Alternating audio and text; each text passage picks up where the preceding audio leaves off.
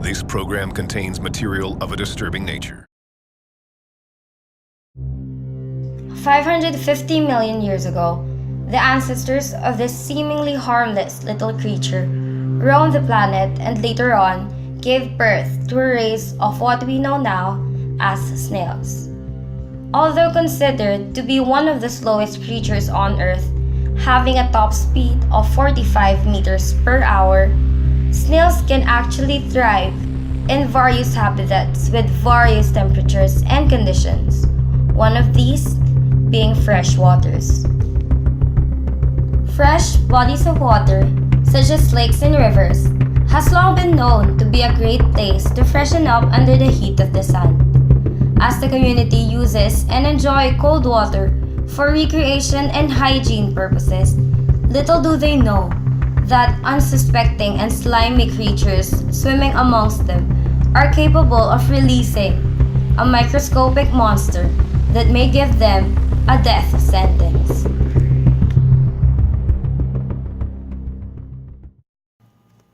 David de la Cruz is a fisherman from Surigao del Norte who seek medical attention following episodes of severe abdominal pain, high fever, and body malaise. A few days prior to consultation, David was out swimming with his friends in Lake Mainit from the same province, Surigao del Norte, a province known to have endemic cases of schistosomiasis. Ako nga po pala si David de la Cruz, isa pong mangingisda sa aming lalawigan na Surigao del Norte. At nagsimula po ang aking pananakit ng katawan nung naligo po kami ng aming mga kaibigan sa aming lawa po. At pagtapos po namin maligo, bigla pong nangati yung aking paa. At hindi naman po ito normal, pero pinalipas ko lang po. Nung nakalipas ang ilang linggo, yun po, tuloy-tuloy na po yung pananakit ng aking katawan at pananakit ng aking pakiramdam po. At nagkalagnat po ako, nanghihina po ako at yun nga po, nung di ko na po talaga kaya, nagpa-check up na po ako dahil sobrang sakit po ng aking tiyan. Pumunta po akong doktor at sinabi po nila na meron akong interstitial cystitis po. After po ng ilang test, kinuha na po akong dugo at ibang lab test, kinonfirm po nila na meron pala akong schistosomiasis at nakakabigla po talaga dahil hindi ko alam na meron na po akong sakit at knowing po na meron po pala akong may sakit po ako at kailangan ko po magtrabaho para sa aking pamilya at nakakabigla lang po talaga. Nakakabigla. Transmission occurs when infected people contaminate fresh water sources with schistosome X through urination and defecation. People become infected when larval schistosomes or cercariae, which is released by freshwater snails, penetrate the skin of those who come in contact with infested fresh water. Similar to David, through activities such as swimming, bathing, or even washing.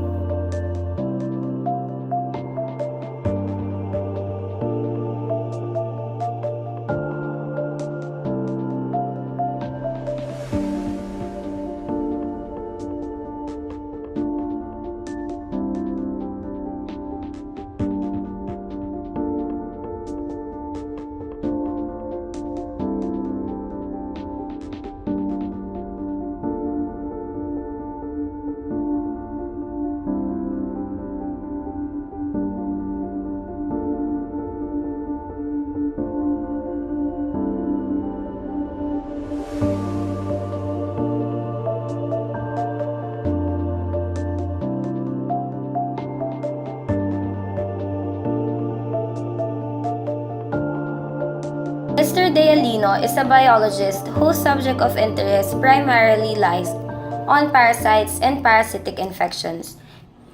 Schistosome eggs are eliminated by feces or urine of an infected individual to freshwater sources. Next, eggs release myrcidia into the snails. Myrcidia swims and penetrates specific snail tissues, with the snails acting as intermediate hosts. And then, 2 successive generations forming sporocysts occur inside the snake. Cercariae, or the larvae form of the parasite, is produced and released. And upon its release, the Cercariae swims and penetrates the human host upon contact with contaminated fresh water. The Cercariae that is able to enter the human host sheds their forked tail, becoming schistosomulae. The schistosomulae circulates in the blood vessels, and then they migrate through several tissues where they also mature.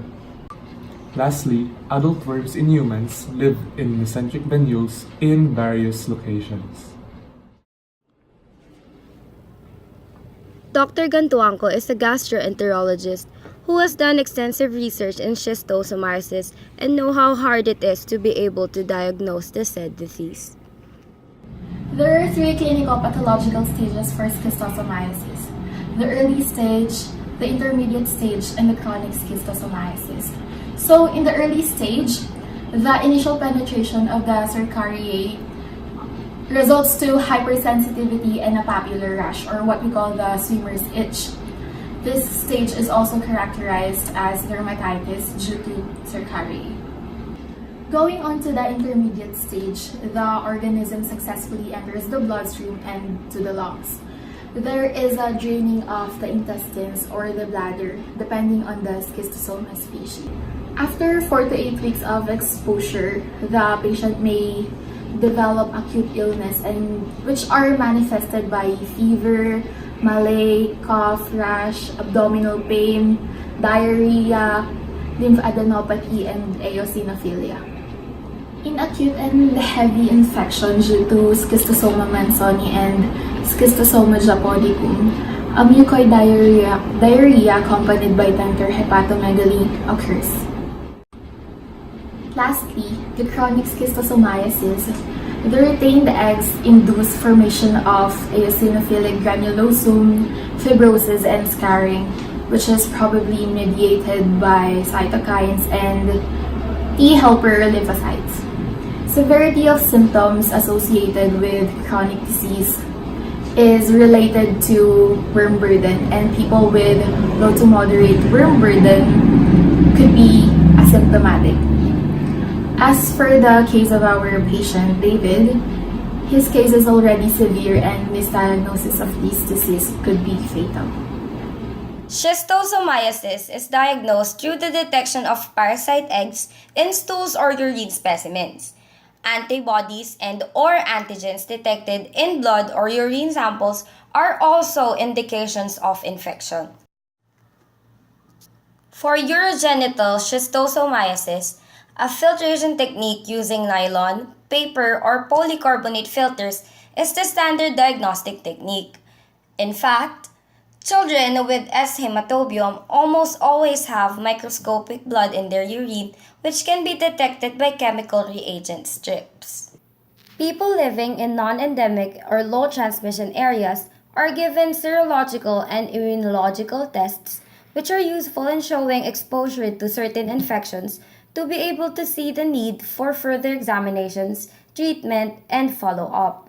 There is no vaccine available for schistosomiasis, but praziquantel is the recommended treatment against all forms of schistosomiasis. It is effective, safe, and low cost. Even though reinfection may occur after treatment, the risk of developing severe disease is diminished and even reversed when treatment is initiated and repeated in childhood. The best way to prevent schistosomiasis is to take the following steps if you are visiting or living in an area where schistosomiasis is transmitted. Avoid swimming or wading in fresh water when you are in countries in which schistosomiasis occurs, although swimming in the ocean and in chlorinated swimming pools is safe. Drink safe water. If your mouth comes in contact with water containing the parasites, you could become infected. Because water coming directly from canals, lakes, rivers, streams, or springs may be contaminated with a variety of infectious organisms. You should either bring your water to a boil for 1 minute or filter water before drinking it. Water used for bathing should also be brought to a boil for 1 minute to kill any cercariae and then cooled before bathing. Vigorous towel drying after an accidental, very brief water exposure may help to prevent parasites from penetrating the skin. However, do not rely on vigorous towel drying alone to prevent schistosomiasis.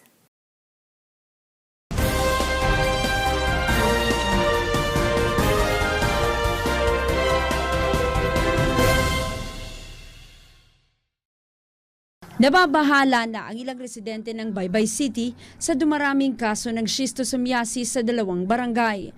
Nagkukuha ito sa parasite na schistosoma na nasa snail o kuhol. Kabilang sa mga sintomas ay ang madalas na pananakit ng ulo at tiyan. Kabilang ang anak ni Aling Alisita sa mga nagpositibo sa schistosomiasis nitong Nobyembre. Ano siguro to, mga 6 kabuan. Ayon sa kanya, 6 na buwan nang dinadaing ng kanyang anak ang pagkahilo at panghihilab ng tiyan. Buong pamilya naman ni Aling Jalita ang nagpositibo sa sakit. Pero ang lipong kinakaroon pa mga 1 year pa. Sabi niya, 1 taon na siyang nakararanas ng pananakit ng ulo at 4 na taon na umano niyang iniinda ang panghihilab ng tiyan. Hinala ng mga residente, sa sapa nila nakuha ang sakit. Basin lagi posible ito sa basakan nga jud. Para sa iba gaya ni Aling Editha, posibleng nakuha niya ito sa palayan. Ayon sa Baybay City Health Office, halos 100 na ang kaso ng schistosomiasis na naitala sa lungsod mula sa 3 barangay. Gumaling na ang ilang nagkasakit habang patuloy na pinapainom ng gamot ang iba. Paglilinaw ng DOH, hindi kabilang sa mga lugar na itinuturong endemic ang schistosomiasis sa Baybay City. Baybay, wala ko din to 0. So first kini. Ayon sa Regional Director ng DOH sa Eastern Visayas, ngayon lang nagkaroon ng ganitong karaming kaso ng cysto sa Baybay City. Nakita namin based on interview Ayon sa DOH, hindi agad nararamdaman ang mga sintomas ng schistosomiasis, kaya may ilang pasyente na inaabot mula ng ilang taon bago makaramdam ng sintomas. Payo ng DOH, siguraduhing malinis ang iniinom na tubig. Iwasan din ang paglusong sa mga sapa, kanal o palayan na kontaminado ng cysto, lalo na kung may sugat sa paa. Sharon Evita, ABS-CBN News, Leyte. And the DOH took action on this disease. Magandang hapon po. Narito po kami ngayon upang ibalita ang bagong programa ng Department of Health o ang DOH ukol sa sakit ng schistosomiasis. Ang schistosomiasis ay isang sakit na kadalasang nakukuha sa mga tubig tabang, kagaya ng ilog at mga lawa. Ito ay napapasa sa pamamagitan ng mga gawain kagaya ng paglalaba, paglangoy at iba pa. Isa sa 5 uri ng schistosoma na siyang nagdudulot ng nasabing sakit ay ang S. japonicum. Ito ay tinuturing na endemic sa mga bansa sa Asia kagaya na ng Pilipinas. Ayon sa Department of Health, mayroong 1,559 na mga barangay, 189 na mga munisipalidad at 15 syudad sa 28 probinsya ang apektado ng schistosomiasis sa ating bansa. Ito ay higit kumulang 12 milyong tao sa Pilipinas. Ang programa ng DOH na itinatawag na Schistosomiasis Control Program ay may layo na Schistosomiasis Free Philippines at may misyon na pagsamahin at pagtulungin ang pribadong sektor at pampublikong sektor laban sa nasabing sakit at may katuparan ito sa taong 2025. Ako po si Bea Fernandez. At ako po si Carmela Fangon, naghahatid ng balita. Tunay, napapanahon at mapagkakatiwalaan.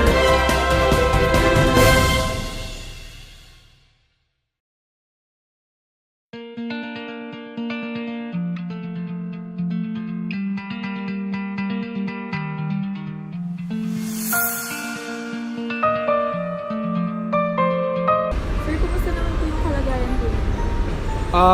Okay na po ako at masaya na po ako dahil naka-recover na po ako ng tuluyan sa tulong po ng doktor. Yung komunidad po ba ninyo ngayon? May mga natutunan din po ba sila? Dahil sa case ko, naging aware po sila sa mga komplikasyon po at natakot po sila dahil ayaw nila mangyari sa kanila to. Sa dahilan na yun, sinundan nila yung mga payo ng doktor na unang-una, wag daw pong dumumi sa malapit sa ilog dahil ito ang pinaka sanhi ng komplikasyon ko po. So, sir, masaya po ba kayo ngayon? Para po sa mga taong, dahil po summer na ngayon, syempre po marami maligo sa mga katulad ng lawa, ilog. Ano po masabi niyo po sa kanila? Ayun nga po, ingat lang po tayo kung tingin natin medyo marami pong tao at sa tingin nyo po meron pong dumudumi doon, i-advise ko na lang po sa inyo na wag na po kayo maligo doon. Yun lang po.